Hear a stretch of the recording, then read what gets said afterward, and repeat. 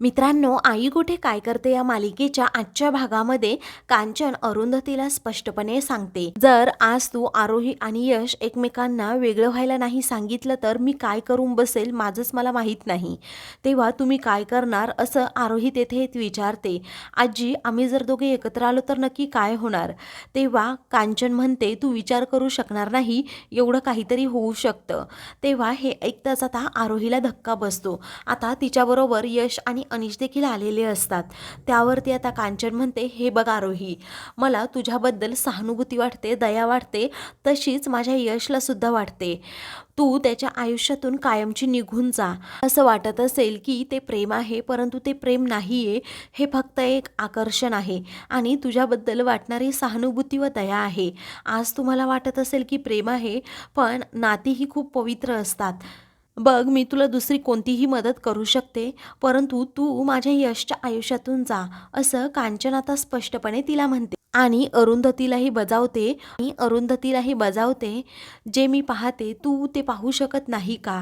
अगं, तुझ्या मुलाबद्दल तू चांगला विचार करूच शकत नाही का?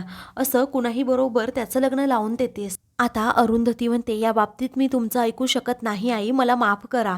अहो, मी आरोहीला गेले कित्येक महिने पाहतीये. तिचं प्रत्येक नातं ती अगदी प्रेमाने आणि अगदी जबाबदारीने निभावेल असं मला वाटतं.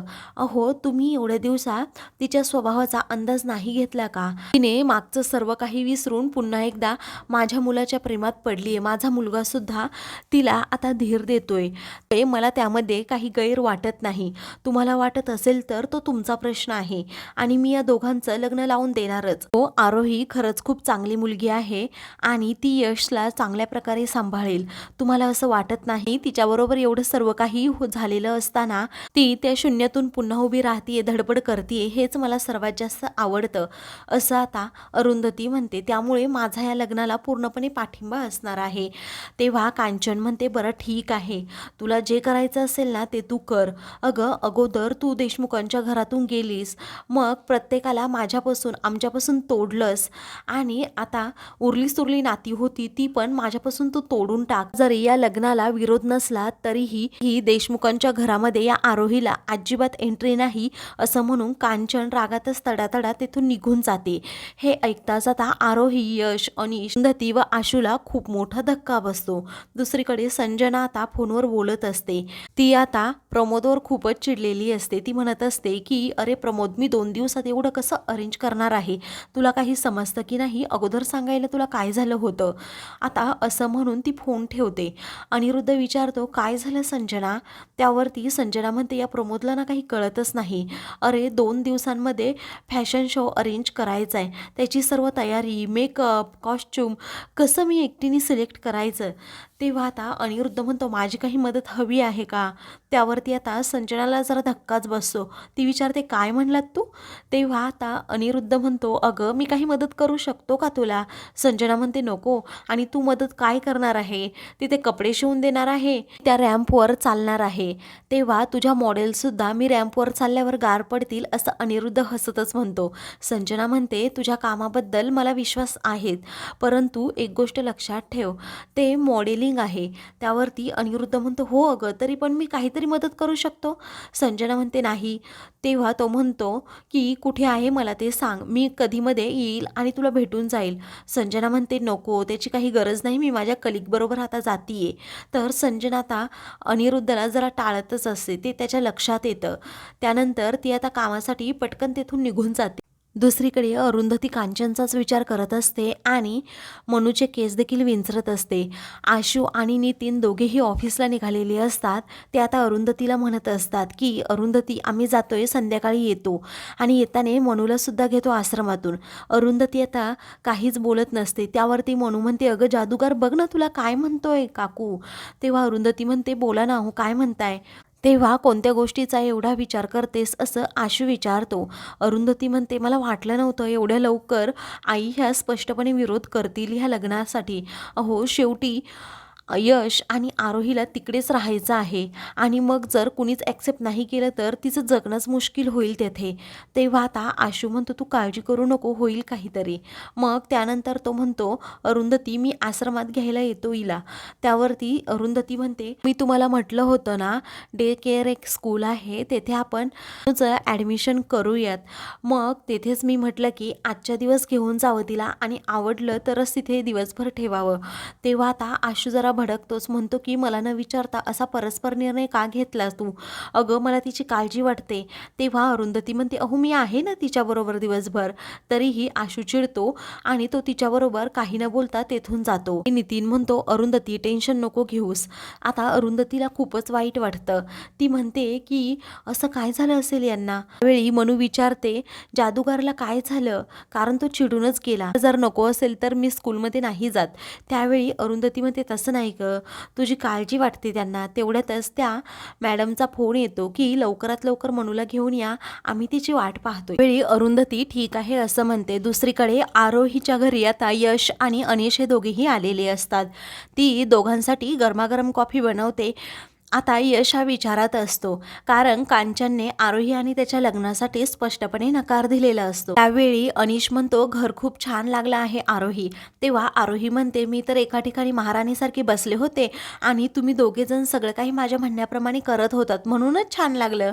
तेव्हा ऑल थँक्स टू यू असं आता आरोही शिवा म्हणते, पण यशचं लक्षच नसतं. ही आरोही म्हणते अरे विचार करून करून दमशील. तेव्हा तू माझ्या मनातलं ओळखायला लागली का असं यश म्हणतो. माझ्या मनात आता सध्या काय विचार चालू आहे सांग बरं. का आरोही म्हणते तुझ्या मनात हाच विचार चालू आहे, लग्न झाल्यानंतर आपण दोघांनी इथे शिफ्ट व्हायचं. तेव्हा यश तिच्याकडे पाहतच राहतो आणि विचारतो तू माझ्याबरोबर इथे राहणार ना.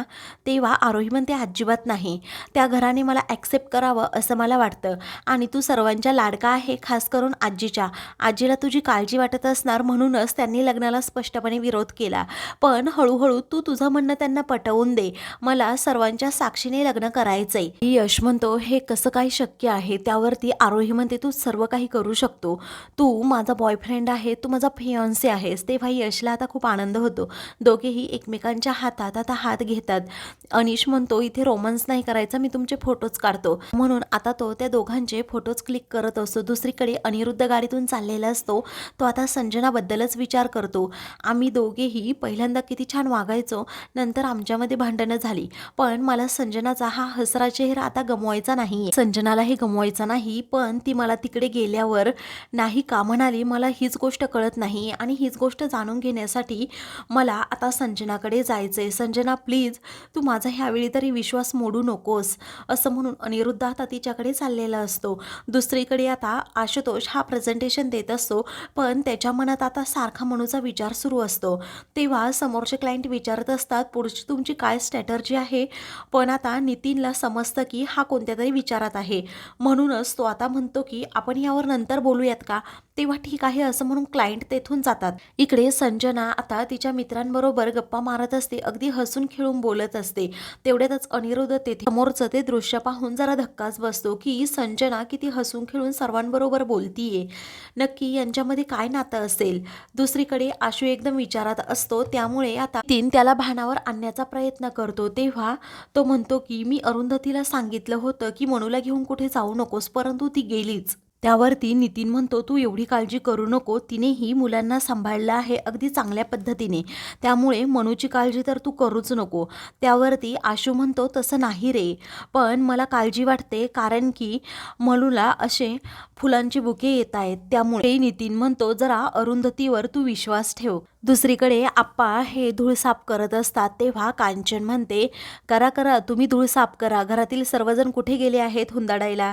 तेव्हा आप्पा आता कांचनला खूप टोमणे मारत असतात आणि म्हणतात जशी आज तू गेली होती ना अरुंधतीकडे, नको ते मनात असताना बडबड करून आलीस, आता काय गरज होती तिकडे जाण्याची तुला, असं आता आप्पा म्हणत असतात. त्यावरती ती म्हणते की म्हणजे तिला सुनवायला हवंच होतं, कारण तिने तर आता तिच्या मुलाचं आणि त्या आरोहीचं लग्न लावून देण्याचा घाटच घातलाय आणि माझा अपमान सुद्धा केला. तेवढ्यातच अनिरुद्ध तेथे येतो आणि विचारतो आई ती तुझा असा अपमान कसं करू शकते, ती काय म्हणाली मला अगोदर सांग, म्हणजे मी जाऊन तिच्याकडे पाहतोच. तेव्हा आता आप्पा दोघांनाही गप्प करतात. आणि अनिरुद्धला समजावतात. तर आता मित्रांनो, पुढील भागामध्ये अरुंधती मनूला घेऊन त्या स्कूलमध्ये येते. तेथे आल्यानंतर अरुंधती म्हणते, तू आता मॅडमला जाऊन भेट, मी दिवसभर इथेच थांबणार आहे. तेवढ्यातच तिच्या मॅडम तेथे येतात आणि म्हणतात, बा तुम्ही इथे राहायची गरज नाही, कारण मनू दिवसभर इथे सेफ असणार आहे. तर आता अरुंधतीलाही जरा टेन्शनच येतं. अशाच मालिकेंचे पुढील भाग पाहण्यासाठी चॅनलला सबस्क्राईब करा.